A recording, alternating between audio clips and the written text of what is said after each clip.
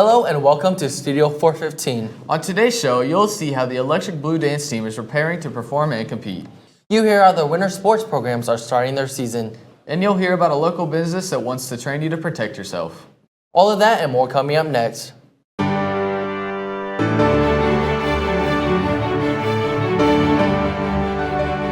And hopefully by the time we get to Nationals in March, our dances are the best they've been all season. I decided to start doing karate because I wanted something that was a challenge to me and to really push myself. Carroll High School's Principles of Broadcasting is a great place to start.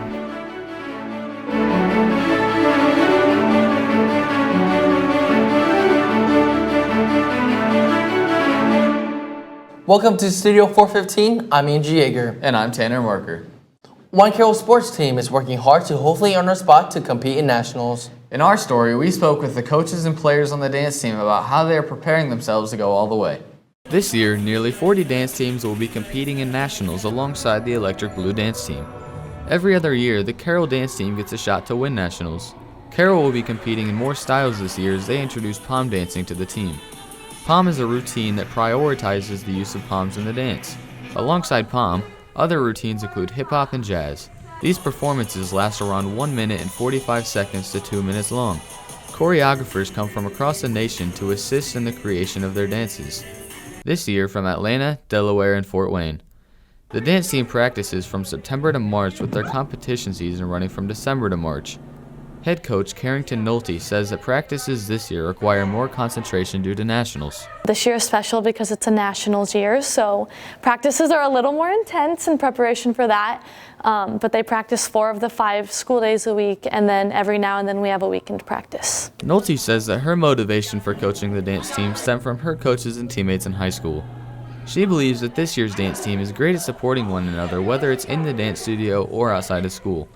This type of support on the dance team makes it feel more like a community rather than a sports team. Nolte believes that connecting with the dance team outside of school allows them to perform better. Just the example that is set for the girls as a coach is something that not every high school student has when they're in high school, and whether that's with our time with the students on dance team or even how we impact their lives outside of dance team. The dance team has also been involved in multiple halftime shows at the basketball games this season. These performances have been a mix of everything such as hip-hop and palm. Alongside basketball, they plan to perform at other sporting events throughout their season. Senior captain Becca Moeller says her emphasis on the season is focus and preparation. This year, with it being a Nationals year, we have a mindset of being very focused in practice. We want to get lots done, and we want to prepare a lot for Nationals so we can do well at that. As for the future of the dance team, their first competition will be taking place on December 16th in Dyer, Indiana. For Studio 415, I'm Tanner Marker. Hockey is off to a hot start and girls basketball is off to a slow start. Jaden Householder and Chase Roberts return with this week's Charter Sports Center.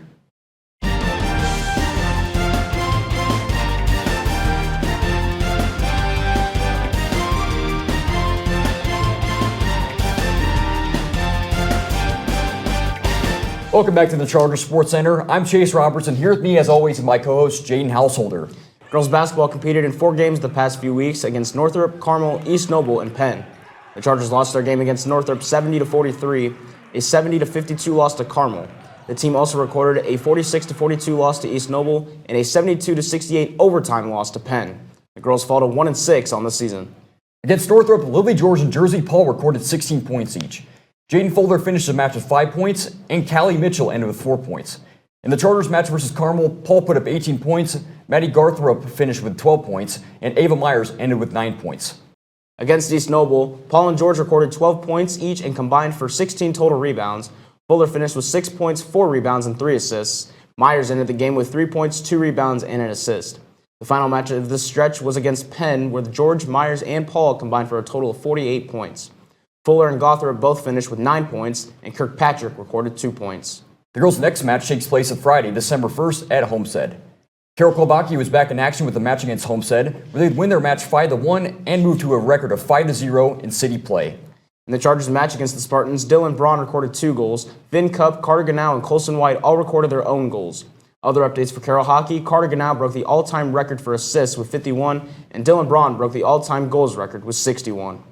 That's all we have this week on the Charger Sports Center. As always, I'm Jaden Householder. And I'm Chase Roberts. Back to you guys in the studio. Martial arts is a sport that aims to teach discipline and self-defense. Studio 415 reporter Rocky Moreau reports on the local dojo that teaches teens karate and the skills they will need to defend themselves. Premier Martial Arts is located near Carroll at 10240 Coldwater Road. Premier Martial Arts teaches teens and adults where people from 13 and older can train with each other to learn karate. They also have a kids class from the ages of 5 to 12. Ben Ferguson is a freshman at Carroll and is a black belt in karate. Ferguson believes that having new experiences is good. Go for it, do it. It's a lot of fun. We would love to have you. Just do it. If you don't like it, you can quit. There's no point in not trying everything, though, is what I believe. Karate is a very difficult sport that takes effort to do and passion to do. It also takes a lot of time to progress through the belt ranks. The main instructor at the Coldwater Road location is Michael Gibson. He has been teaching karate for 35 years. Gibson believes that karate has life lessons in it that help in other areas of life. I've learned a lot of life skills. Just one of the biggest things is just to not give up when things get tough. And when they start getting hard, that it's not time to give up. It just means you got to buckle down and you got to push forward and you just got to keep trying your best. Ron Kuhn is the president of Premier Martial Arts of Fort Wayne and has been teaching karate since the early 1990s. This isn't his first time owning a business. Kuhn says he has had a long journey back to martial arts. Found out quickly I didn't understand the business side of things, so we sold that and I became an engineer for a long time.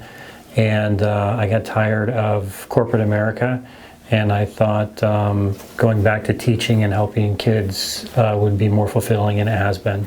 In karate, you get to train in self-defense with others to help defend yourself. You get to practice your moves to get better at them, and you can also spar others to improve on using your moves on others successfully.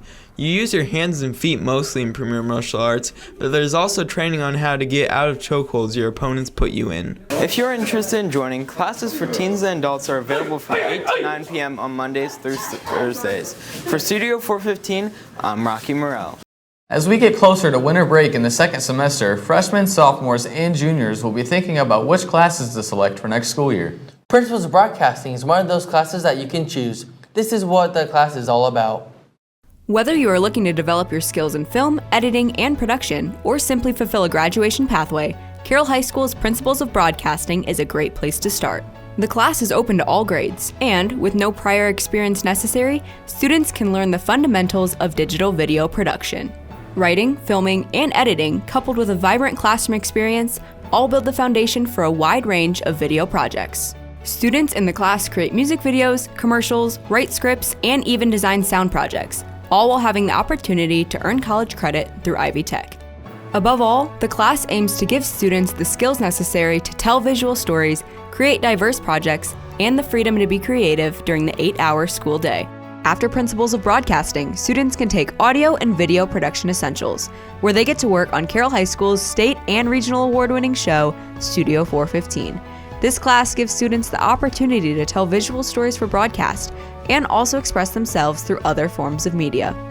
Also in the pathway, Mass Media Production gives students independence to pursue more personal and creative projects, such as short films and music videos. Carroll High School's audio-video pathway is a great place to make memories, learn something new, and create projects that you are proud of. Course selection guides come out early second semester, so make sure to check off Principles of Broadcasting to ensure some excitement in your next year's schedule.